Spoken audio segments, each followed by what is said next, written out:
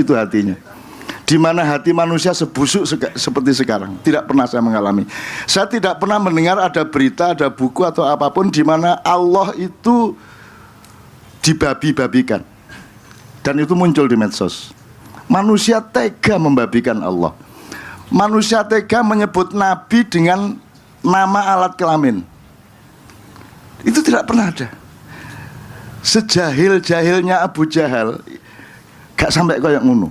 Tapi sekarang terjadi. Nabi dihina, Allah dihina, orang Islam dihina, sesama temannya menghina. Tingkat penghinaannya begitu kejam. Dan belum pernah saya membayangkan bahwa akan ada peradaban di mana manusia bisa sebusuk itu hatinya, bisa sekeliru itu pikirannya. Itulah. Maka saya tidak punya kata-kata lain kecuali ultra jahiliyah. Ini saya tolong, ini kunci, ini masih bisa diperdebatkan. Terus gini, kalau di zaman yang Rasulullah mengatakan tadi Abu Jahal cuma satu, Abu Jahal jelas kafir. Sekarang ini Abu Jahal ini kan bikin masjid. Abu Jahal ke pesantren. Iya toh? Dikasih serban, pakai peci, dicium tangannya antri oleh santri-santri. Terus bagaimana? Bagaimana coba? Dan kita punya peradaban alam pikiran dan budaya di mana yang baik, orang yang baik adalah yang memberi kita uang, yang memasang kita jadi komisaris kayak staf menteri kayak, itulah orang baik. Gitu loh. Calon gubernur, calon bupati yang baik adalah yang ngasih duit segini. Semakin tinggi ngasihnya semakin baik. Jadi jadilah pelacur besar. Ya. Syukur Anda pernah di apa namanya itu? Apa itu ini jenis? Anda kerja di Alexis 5 tahun, menumpuk uang lumayan sampai Anda pulang hari raya di sana bikin musola. Anda jadi ya nek wong wedok ya gak kiai haji apa ya? Haja. Ya, gitu. Jadi kita ini sedang di dalam satu penganiayaan diri yang luar biasa, di mana Tuhan kita adalah keuangan yang maha kuasa itu. Ya, betul enggak? Pokoknya biar iblis, biar dajjal, biar jin ifrit, asalkan datang bawa duit, dia menjadi malaikat. Betul enggak? Ini dengan segala variabel-variabelnya. Pokoknya begitu yang terjadi sekarang. Bagaimana tidak ultra jahiliyah? Itu kedua. Ya. Yang ketiga, kita ini seolah-olah hitam putih.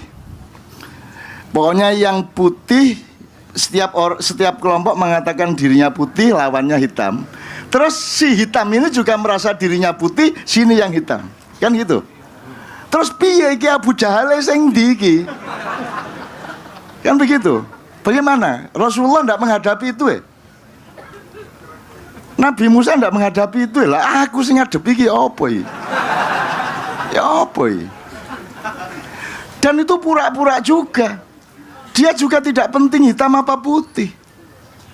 Karena di dalam dirinya, kalau yang menguntungkan hitam dia hitam, kalau yang menguntungkan hijau dia hijau, kalau yang kira-kira membuat dia menjadi komisaris merah, ya merah dia.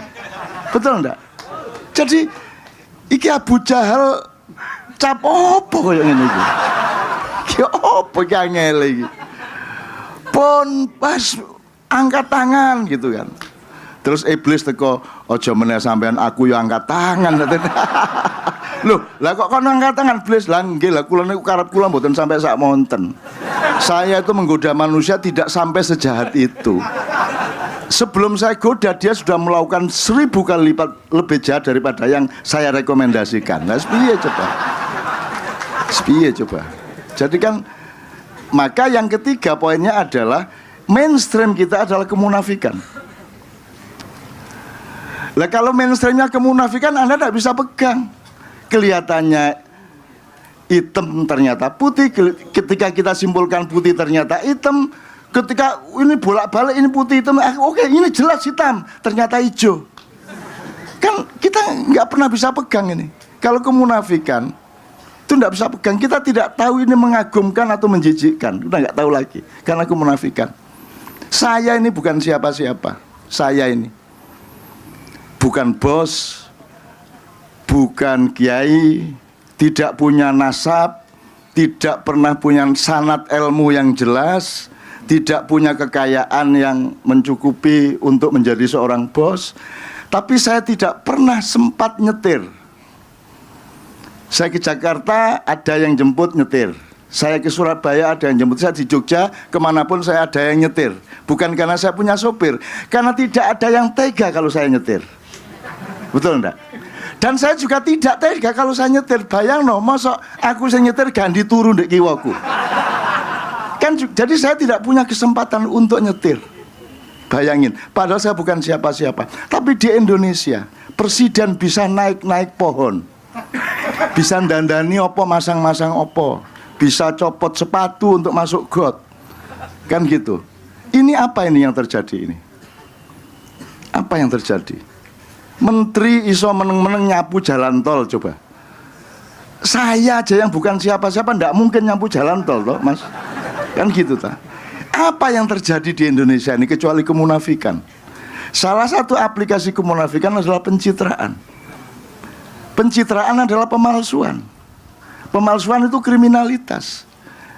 Pemalsuan adalah dosa besar yang luar biasa.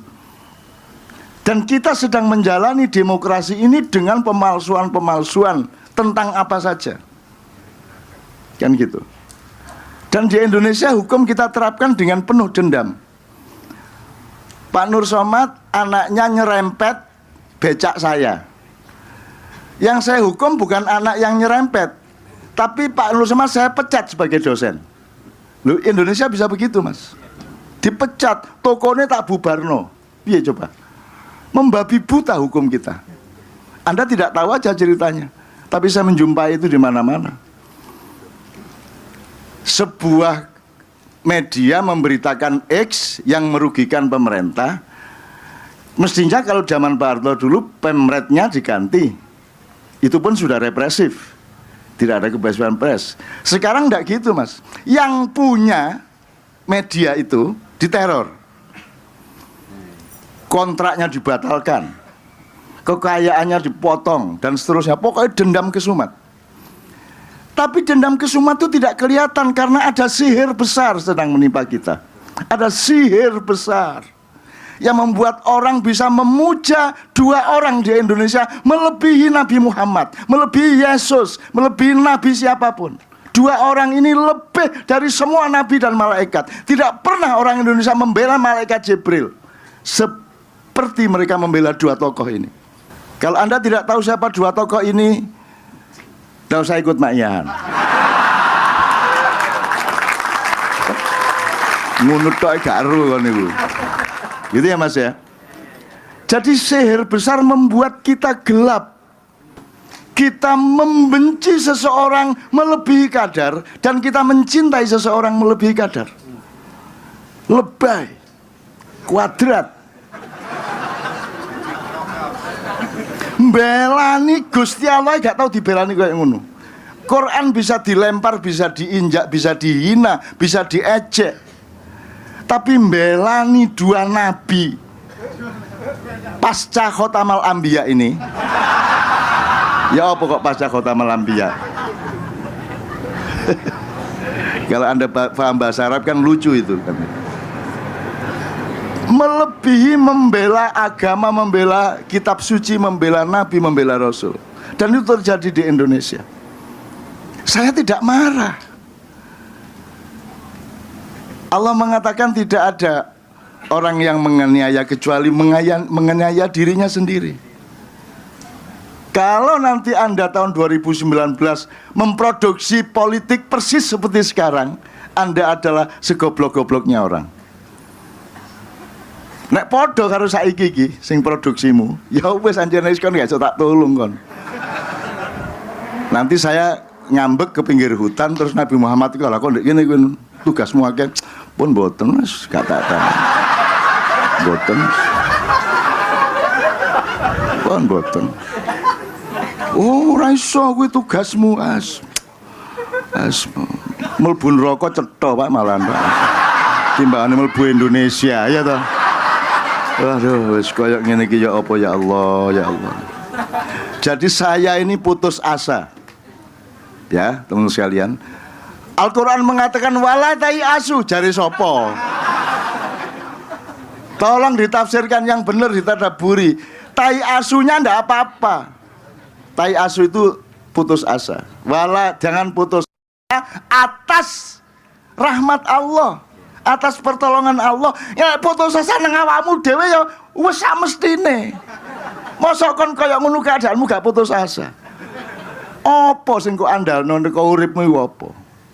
Aku iki yang aku putus asa nang keadaan Indonesia dan awakku dhewe, tapi aku tidak putus asa kepada pertolongan Allah.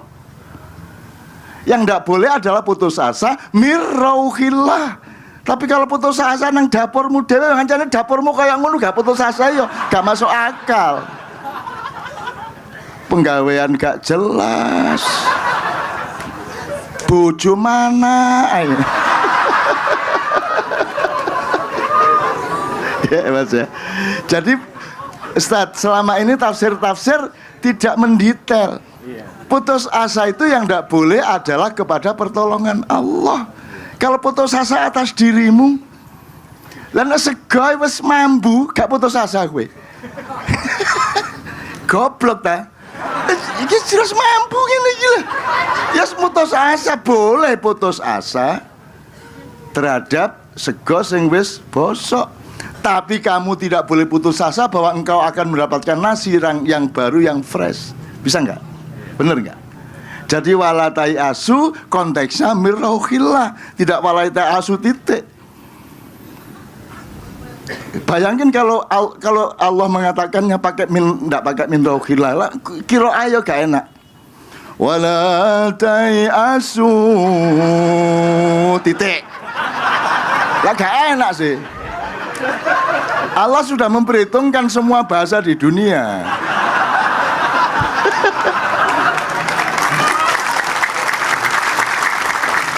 Maka disambung kalimatnya langsung loh, enggak pakai koma, enggak pakai wakof, enggak pakai apa-apa loh ya.